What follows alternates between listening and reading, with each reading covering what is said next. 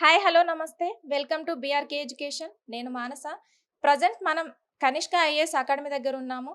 Group 1, group 2, group 3లో మంచి rank సాధించిన Sivakrishna sir మనతో ఉన్నారు. సార్ని అడిగి ఈ సక్సెస్ వెనకాల ఉన్న కారణాలు అడిగి తెలుసుకుందాం. Hello sir. హలో అండి. కంగ్రాచులేషన్ సార్ ముందుగా. థ్యాంక్ యూ అండి. సార్ ఇప్పుడున్న ప్రజెంట్ సిచ్యువేషన్లో గ్రూప్ 1 ఒక్క గవర్నమెంట్ జాబ్ సాధించడమే కష్టమున్న ఈ రోజుల్లో గ్రూప్ 1, గ్రూప్ 2, గ్రూప్ 3లో మంచి ర్యాంక్ సాధించారు. మీతో పాటు మీరు మెంటార్గానే కాకుండా మీ స్టూడెంట్స్ని కూడా ఐఏఎస్ గ్రూప్ 1, గ్రూప్ 2, గ్రూప్ 3లో కూడా వాళ్ళని మంచి ర్యాంక్ సాధింపజేశారు. ఈ ఈ సక్సెస్ వెనకాల ఉన్న రీజన్ ఏంటి? యాజ్ ఆస్పిరెంట్‌గా నేను గ్రూప్ 1, గ్రూప్ 2, గ్రూప్ 3 సాధించినందుకు నాకు చాలా హ్యాపీగా ఉంది. దాంతో పాటు యాజ్ ఎ మెంటర్‌గా నేను గైడ్ చేసిన స్టూడెంట్స్ చాలా మంచి ర్యాంక్ సాధించారు. అది నేను ఇంకా ఎక్కువ ఆనందంగా ఫీల్ అవుతున్నాను. సో ఆఫ్‌కోర్స్ నేను ఒక్కరోజు మేబీ సక్సెస్ అనేది నాకు ఇక్కడ వినబడుతుంది, కనబడుతుంది. కాకపోతే ఇక్కడ ఏంటి అంటే నాతో పాటు ఇంకొంతమందిని నేను గైడ్ చేయడం, వాళ్ళు కూడా మంచి పెర్ఫార్మన్స్ ఇవ్వడం. ఇందులో అసలు కొంతమంది అయితే నాకంటే బాగా మార్కులు తెచ్చుకున్నారు. అది ఇంకా హ్యాపీనెస్‌గా ఉంది నాకు. సో, డెఫినిట్‌గా నేను ఎంజాయ్ చేస్తున్నాను ఈ సక్సెస్‌ని. సో, దాంతో పాటు ఇంకొకటేంటంటే ఎవరైతే విద్యార్థులు మంచి ర్యాంక్ సాధించారో, వాళ్ళు మంచిగా ఫాలో అవ్వడం, నేనిచ్చిన గైడెన్స్‌ని, వాళ్ళు దానికి తగ్గ రిజల్ట్ పొందడం అనేది నాకు చాలా హ్యాపీనెస్ ఇచ్చింది. సార్ ఈ సక్సెస్ వెనకాల ఉన్న మీ ఇన్స్పిరేషన్ ఎవరు? ఈ మీ ఫ్యామిలీ కూడా సపోర్ట్ చేస్తుందా? మీ ఫ్యామిలీ బ్యాక్‌గ్రౌండ్ అండ్ మీ అకాడమిక్ డీటెయిల్స్ ఏంటి? డెఫినెట్‌గా అండి. ఇన్‌స్పిరేషన్ అంటే మనకు కనిపించేది ప్రతిదీ ఇన్‌స్పిరేషనే. సో, నా ఫ్యామిలీ బ్యాక్‌గ్రౌండ్ వచ్చేసరికి మా ఫాదరు ఫార్మరు, మా mother housewife. So, academic background వచ్చేసరికి నేను ఫార్మసీ కంప్లీట్ చేశాను. Graduation, post graduation. ఎకనామిక్స్‌లో ఎంబీఏ కంప్లీట్ చేశాను. సో, ఇవి అకాడమిక్‌గా నేను అంత మీకు గొప్పగా అనిపించకపోయినా ఇక్కడ ఏంటి అనంటే, నీ ప్రిపరేషన్ స్టార్ట్ చేసిన విధానము, నా జర్నీ మాత్రం మేబీ మీకు కొంత ఇన్‌స్పైర్ చేస్తదని అనుకుంటాను. సో, నేను యూపీఎస్సీ ప్రిపరేషన్ స్టార్ట్ చేశాను సివిల్స్ కోసం. సో, యూపీఎస్సీ ప్రిపరేషన్ స్టార్ట్ చేసిన తర్వాత నేను చాలా ఫెయిల్యూర్స్‌ని ఫేస్ చేశాను. అందులో ఎలాంటి డౌటు లేదు. ఈవెన్ ఇప్పటికి కూడా నేనేమి యూపీఎస్సీ ఏమి క్రాక్ చేయలేకపోయాను. నేను మెయిన్స్ మాత్రమే రాయగలిగాను.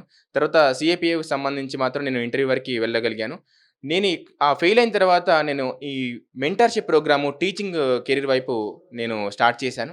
సో, తర్వాత ఏమైంది అనంటే నా స్టూడెంట్స్‌ని ఎంకరేజ్ చేయడము, వాళ్ళలో ఉన్న పట్టుదల, కసి మళ్ళీ నాలో కొంత పట్టుదలని తీసుకొచ్చాయని చెప్పొచ్చు. కొంతమంది స్టూడెంట్సే నాకు ఇన్‌స్పిరేషన్ అని కూడా నేను చెప్తాను. వాళ్ళని చదివించడం ద్వారా మళ్ళీ నేను చదువుకోవడం స్టార్ట్ చేశాను. సో, ఆ విధంగా నేను మళ్ళీ ప్రిపరేషన్ స్టార్ట్ చేసి ఈ గ్రూప్ 1లో, గ్రూప్ 2, గ్రూప్ 3లో మంచి పెర్ఫార్మన్స్ ఇవ్వగలిగాను. సార్ ఇప్పుడు ఇన్ని గవర్నమెంట్ జాబ్స్ వచ్చాయి కదా సార్. మెంటర్‌గా కూడా ఇది జాబ్ వచ్చాక మెంటర్‌గా కూడా కంటిన్యూ చేస్తారా? డెఫినెట్‌గా అండి. నేను మీకు ఫస్టే చెప్పాను గదా!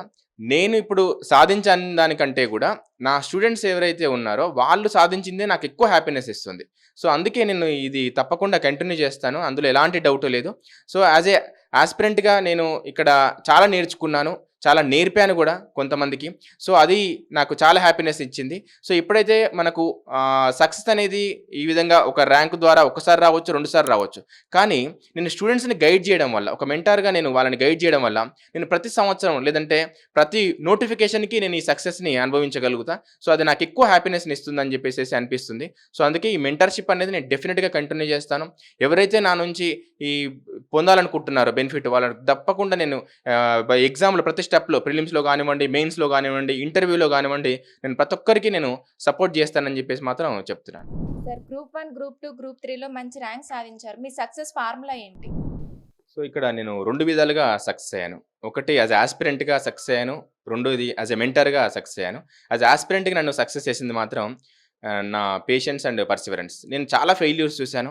సో, వాటన్నిటి నుంచి నేను బయటకొచ్చి మళ్ళీ చదవగలిగాను. అందుకు నేను సక్సెస్ అయ్యాను.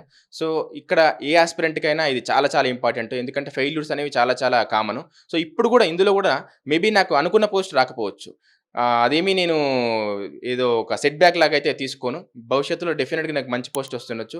ఇది ఒక విధంగా నాకు హ్యాపీనెస్ ఇస్తుంది. సో, ఇదొక సక్సెస్ అయితే యాస్ ఎ మెంటర్‌గా నాకు ఇంకో సక్సెస్. అదేంటంటే చాలామంది స్టూడెంట్స్ నా గైడెన్స్ తీసుకొని వాళ్ళు ర్యాంక్ సాధించారు. అది ఇంకా హ్యాపీనెస్‌ని ఇస్తుంది నాకు. సో, యాస్ ఎ యాస్పిరెంట్‌గా సక్సెస్ అయ్యాను. యాస్ ఎ మెంటర్‌గా సక్సెస్ అయ్యానని మాత్రం నేను చెప్తాను. సార్ ఇప్పుడు గ్రూప్ 1, గ్రూప్ 2, గ్రూప్ 3లో రాసిన వాళ్ళకి ర్యాంక్ రాలేక ఇప్పుడు ఎవరైతే ఉన్నారో నెక్స్ట్ ప్రిపేర్ అయ్యే వాళ్ళకి మీరిచ్చే టిప్స్ ఏంటి?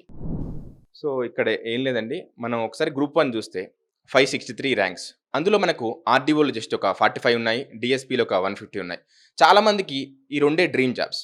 మిగతా జాబ్స్ అన్నిటిని కూడా అంత డ్రీమ్ జాబ్స్ లాగా చూడరు. బట్ ఏదో వచ్చింది కాబట్టి జాయిన్ అయిపోవడం, మళ్ళీ ప్రిపేర్ అవ్వడం చేస్తారు. మన సివిల్స్ వచ్చేసరికి ఐఏఎస్, ఐపీఎస్‌ని డ్రీమ్ జాబ్స్ లాగా చూస్తారు. మిగతా వాటిని కూడా కొంత వరకి చూస్తారు గానీ, రెండే మెయిన్‌గా చూస్తారు. మిగతా జాబ్ ఏవైతే ఉన్నాయో వాటన్నిటిని ఏందంటే నార్మల్‌గా జాయిన్ అయిపోతారు. మళ్ళీ ప్రిపేర్ అవ్వడానికి ట్రై చేస్తారు. అదేవిధంగా గ్రూప్ 2 తీసుకోండి. అందులో గూడా కొన్ని పోస్టులు మాత్రం చాలా సాటిస్ఫాక్షన్ ఇస్తాయి. కొన్ని పోస్టులు మాత్రం ఇవ్వవు. గ్రూప్ 3 అయినా అంతే. సో, ఇక్కడ ఏదైనా సరే సక్సెస్ అయినంత మాత్రాన వీళ్ళందరికీ కూడా సాటిస్ఫాక్షన్ ఏముండదు. మళ్ళీ ప్రయత్నం చేస్తూనే ఉంటారు. సో, ఇక్కడ సక్సెస్ కాని వాళ్ళకి గూడా మీరొకటి తెలుసుకోవాలేంటంటే, సక్సెస్ కానంత మాత్రాన ఏదో కోల్పోయిందయితే ఏమీ లేదు. సో, సక్సెస్ కాని వాళ్ళకు ఇంకా బెటర్ ఆపర్చునిటీ ఉందని మాత్రం మీరు తెలుసుకోవాలి.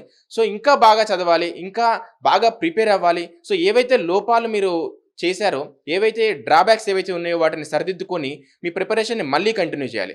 కాకపోతే ఎండ్ ఆఫ్ ద డే ఏంటంటే ఇక్కడ మనం ఎలా ప్రిపేర్ అయ్యాము, మన ప్రిపరేషన్‌లో ఎలాంటి టిప్స్ ఫాలో అయ్యాము, మన స్ట్రాటజీ ఎలా ఉంది, మనల్ని ఎవరు గైడ్ చేస్తున్నారు, ఎలా గైడ్ చేస్తున్నారు అని చెప్పేసేసి చాలా చాలా ఇంపార్టెంట్. సో, ఫర్ ఎగ్జాంపుల్ ఇక్కడ మనకు రాంగ్ గైడెన్స్ దొరికింది. ఏదో మనకు వాళ్ళు సబ్జెక్ట్ చెప్పే బదులు మామూలుగా మాటలు చెప్తూ టైమ్ పాస్ చేసే వాళ్ళని కూడా మనం చాలా మందిని చూస్తూ ఉంటాం. సో, ఇవన్నీ కూడా మన ఫెయిల్యూర్‌కి కారణాలు అవ్వచ్చు. లేదంటే మన సక్సెస్‌కి దూరంగా ఉంచొచ్చు. సో, ఇక్కడ ఏంటి అనంటే మీరు ఒక మంచి గైడెన్స్, మంచి ఇన్‌స్టిట్యూట్, మంచి బుక్స్, మంచి ఫ్రెండ్స్, ఈ మంచి ఎన్విరాన్మెంట్ అనేది చుట్టూ చాలా చాలా అవసరం. సో, ఎప్పుడైతే మీ చుట్టూ ఉంటాయో మీరు సక్సెస్‌కి దగ్గరగా ఉన్నట్టు. సో, ఇక్కడ మన ఇన్‌స్టిట్యూట్‌లో కూడా దానికి సంబంధించిన ప్రోగ్రామ్స్ అన్నీ కూడా మనం చేస్తూ ఉన్నాం. సో, ఏ విధంగా సక్సెస్ అవ్వాలి? లేదంటే మీరు సక్సెస్ అవ్వడానికి మీకు కావాల్సిన కాన్ఫిడెన్స్ ఏ విధంగా బిల్డ్ చేయాలనే దాని మీద ఇక్కడ నేను వర్క్ చేస్తూ ఉన్నాను. సో, ఇక్కడ మీకు ఆ కాన్ఫిడెన్స్ ఇవ్వడం అనేది చాలా చాలా ఇంపార్టెంట్. సో, దానికి సంబంధించి ప్రోగ్రామ్స్ కూడా మన ఇన్‌స్టిట్యూట్‌లో రన్ అవుతున్నాయి. సో, మీరు యాస్ ఎ పర్సనల్‌గా మీరు నన్ను మీట్ అయినా కూడా నేను మీకు డెఫినిట్‌గా వీటన్నిటి గురించి ఎక్స్‌ప్లెయిన్ చేస్తాను. చూసారు కదండీ! గ్రూప్ 1, గ్రూప్ 2, గ్రూప్ 3లో మంచి ర్యాంక్ సాధించిన శివకృష్ణ సార్ మాటల్లో సక్సెస్ ఫార్ములా విన్నాం కదా! నెక్స్ట్ రాబోయే కాంపిటీటివ్ ఎగ్జామ్‌లో ఎగ్జామ్స్ రాసి మంచి మార్కులు సాధించాలని బీఆర్‌కే న్యూస్ తరపున కోరుకుంటున్నాను. Thank you.